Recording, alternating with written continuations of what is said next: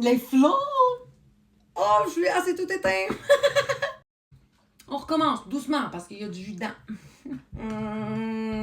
Je fais une petite lecture, ça part. Que ceux qui ont l'oreille entendent, que ceux qui ont le cœur ouvert reconnaissent, que la raison éclaire ceux qui cherchent et que le voile demeure pour ceux qui refusent de voir. Car tout est esprit, tout vibre, tout se transforme. Ce qui est en haut est comme ce qui est en bas. Ce qui est en dedans façonne ce qui apparaît au dehors. À ceux qui arrivent ici par curiosité, observez. À ceux qui arrivent ici par résonance, souvenez-vous, je ne force aucune porte, je n'éveille que ce qui est prêt à s'éveiller, que la loi du mental opère, que la loi de la vibration aligne, que la loi de polarité révèle l'unité derrière les opposés. Prenez ce qui résonne, laissez ce qui ne vous appartient pas. Et maintenant, que la lecture commence! Nous étions à Lévitique, chapitre 11, excusez-moi, le discernement sacré. Et la voix dit: maintenant que tu portes la lumière, tu dois apprendre à choisir. Car tout ce qui est doux n'est pas pur, et tout ce qui est brillant n'élève pas. Alors l'être s'arrêta. Il avait été dans l'offrande, dans l'alliance, dans le feu, mais jamais encore dans le tri. Il vit que certaines choses qu'il consommait, des idées, des relations, des énergies, semblaient inoffensives, mais semaient en lui la confusion. Et la voix révéla: il ne s'agit pas de juger, mais de ressentir ce qui aligne et ce qui disperse, ce qui nourrit le feu et ce qui l'étouffe lentement sous prétexte de confort. L'être apprit à reconnaître la fréquence des choses, à écouter les signaux du corps, à honorer les noms sacrés autant que les oui lumineux. Il dit: je choisis ce qui élève, même si c'est moins sucré. Je refuse ce qui endort, même si c'est plus doux. Et la voix répondit: ce discernement est ton sceptre. Il ne juge pas, il trace le chemin. Lévitique chapitre 12, le temps de la renaissance. De la renaissante. Et la voix dit: chaque fois que tu enfantes une version nouvelle de toi, il te faut respecter le silence sacré, car la naissance de l'être demande un temps de repos. L'être surpris demanda: ai-je encore besoin de me retirer? Ne suis-je pas déjà éveillé? Et la voix répondit: l'éveil est un battement, un rythme entre émergence et intériorisation. Si tu veux que la nouvelle vie t'habite, tu dois lui offrir un cocon. Alors l'être comprit, même le sacré prend un souffle. Il s'enveloppa dans un silence choisi. Il ne partagea pas tout de suite. Il laissa la nouvelle lumière s'ancrer dans ses cellules avant de vouloir la transmettre. Car tout ce qui est précipité s'égare, et toute lumière trop vite exposée se fragilise. Et la voix dit: voici ton rite. Accueille ta renaissance comme une mère accueille son enfant, avec douceur, lenteur et protection. Tu ne dois pas te presser d'être utile, tu dois t'honorer d'exister à nouveau. Lévitique chapitre 13, les traces sur la peau. Et la voix dit: tout ce qui ne guérit pas parle. Pas pour blesser, mais pour révéler ce qui demande encore l'amour. L'être vit alors ses marques, non pas seulement physiques, mais énergétiques, des traces laissées par des blessures anciennes, des pensées répétées, des mémoires non digérées. Certaines brûlaient encore, d'autres s'étaient camouflées dans des masques. Et la voix déclara: ce n'est pas un mal d'être marqué. Le mal, c'est d'ignorer ce que ces traces t'enseignent. Ce que tu appelles impur, moi je l'appelle non écouté. Alors l'être s'approcha de ses propres plaies, comme on s'approche d'un enfant qui pleure. Il les nomma sans honte, les regarda sans jugement, et les entoura de sa présence. Il comprit: il ne s'agit pas de cacher, mais d'aimer jusqu'à ce que ça n'ait plus besoin de faire mal. Et la voix dit: le corps garde la mémoire, mais l'âme garde le remède. Ce que tu accueilles cesse de crier. Ce que tu bénis se transforme. Lévitique chapitre 14, le rite de la libération.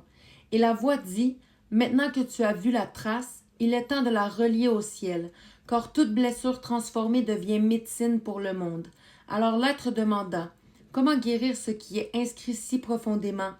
Et la voix répondit: par le rituel vivant, pas celui des objets, mais celui de l'intention vibrante. L'être prit 2 oiseaux dans sa vision intérieure. L'un représentait la blessure, l'autre sa libération. Il plongea le premier dans l'eau sacrée, les larmes qu'il n'avait jamais versées. Puis il le libéra, regardant son vol comme une prière qui s'élève. Il sentit alors que tout ce qu'il avait porté était prêt à s'envoler, non pas comme une fuite, mais comme une offrande au ciel. Et la voix dit, tu n'as pas souffert pour rien, tu as souffert pour apprendre à aimer plus grand. Et maintenant, ce que tu rends au vent portera ton nom dans la lumière. L'être remercia ses douleurs. Il les relâcha sans rancune. Il sentit que chaque souffle devenait bénédiction. Lévitique chapitre 15, les flux sacrés. Et la voix dit, ce qui sort de toi parle de ce qui vit en toi. Observe tes flux, émotions, pensées, désirs, humeurs. Ce sont tes eaux intérieures. L'être fut invité à écouter ses marées. Quand il saignait, c'était une mémoire qui quittait son temple. Quand il transpirait, c'était un feu qui cherchait passage.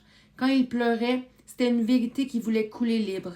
Et la voix déclara, ce n'est pas impur de laisser couler. Ce qui est impur, c'est de retenir ce qui demande la libération. Laisse les cycles suivre leur cours. Apprends à te purifier non par peur, mais par amour du clair. Alors l'être s'accorda avec ses marées. Il ne jugea plus ses débordements, ni ses silences. Il créa des rituels simples, des bains pour ses pensées, des respirations pour ses colères, des mots doux pour ses jours de vide. Et la voix murmura, ton corps est un fleuve sacré. Ce qui le traverse enseigne. Ce que tu écoutes s'apaise. Et l'être devint un gardien de ses propres eaux, un alchimiste du courant. Lévitique chapitre 16, le Saint des Saints. Et la voix dit, une fois par cycle, entre plus profond, là où il n'y a plus d'histoire, plus de rôle, plus de masque, là où il ne reste que toi, nu devant la source. L'être s'approcha. Il avait tout nettoyé, tout regardé, tout aimé, mais il restait encore une pièce fermée, un lieu de silence absolu, le Saint des Saints. Il entra, sans artifice, pas avec des prières, mais avec une respiration simple. Il sentit la présence, il ne jugeait pas, elle ne demandait rien, elle voyait tout et aimait tout. Et la voix parla, voici le secret. Tu as cru que tu devais être pardonné, mais la source ne connaît pas la faute, elle connaît seulement l'oubli. Ce que tu appelles pardon n'est que le souvenir de ton origine, le retour à ce qui n'a jamais été séparé. Alors l'être pleura, pas de tristesse, mais de reconnaissance. Il vit que tout avait été enseignement, et dans ce regard, il se sentit accueilli dans sa totalité. Et la voix conclut, maintenant que tu t'es reconnu, tu peux sortir de ce lieu, non pas lavé, mais réveillé. Lévitique chapitre 17, le sang de l'alliance. Et la voix dit, le sang est le courant sacré. Il transporte la mémoire, le feu, le pacte. Ne méprise jamais ton sang, car il est l'encre de ton incarnation. L'être sentit couler en lui la pulsation d'une nouvelle vie. Chaque battement devenait langage, chaque goutte un souvenir. Il comprit que son corps n'était pas un vaisseau muet, mais un manuscrit vivant. Et la voix dit, toute vie est liée au sang, mais tout sang n'est pas conscience. Le sang conscient, c'est celui qui circule avec ton accord. C'est le sang qui sait pourquoi il coule. L'être fit le serment, je ne donnerai plus mon énergie à ce qui ne me nourrit pas. Je ne saignerai plus pour des causes mortes. Mon sang est un pacte vivant, une alliance entre ma chair et ma lumière. Alors la voix révéla, voici le secret du sang. Ce n'est pas la vie biologique, c'est la lumière qui accepte de circuler. Et toi maintenant, tu circules. Tu es devenu un courant sacré. Lévitique chapitre 18, les unions alignées. Et la voix dit, ton corps est un sanctuaire. Chaque union qui l'accueille est une signature énergétique. Alors choisis qui entre avec la même sagesse que tu choisis qui entre dans ton temple. L'être comprit. Ce n'était pas une question de morale, mais de résonance. Il revisita ses anciennes fusions, des regards, des étreintes, des silences partagés. Certains l'avaient nourri, d'autres l'avaient vidé.